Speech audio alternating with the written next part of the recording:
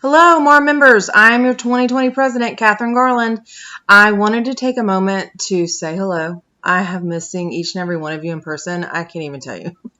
I also wanted to take a minute to reflect over the last 10 weeks that we have shifted our operations and our lives, for that matter, to a virtual setting. We just wrapped up the last of our 8-week Zoom webinar series. I want to thank everyone who took the time to participate as either a panelist or a moderator or an attendee. Every single one of you helped make that series such a wonderful overall success, and I thank you. Now, since we all know we are a little zoomed out, I mean, we can only take so much of the frozen screens and the mute and unmute fiascos. We're going to move on to something a little different. The wonderful thing about our members is that we always want to find new ways to help our communities and participate in life around us.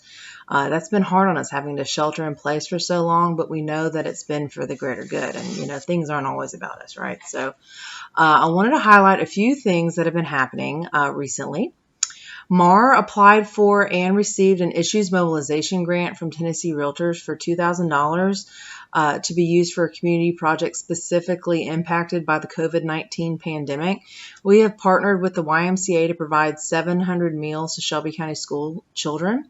Members of our Community Development Committee and our Board of Directors will be volunteering at distribution sites to pass out meals. Also, our very own MAAR Benevolent Fund this last week cooked and passed out meals to the Shelby County Sheriff's Department and frontline workers. I've also heard about other members finding new and creative ways to give back to their communities.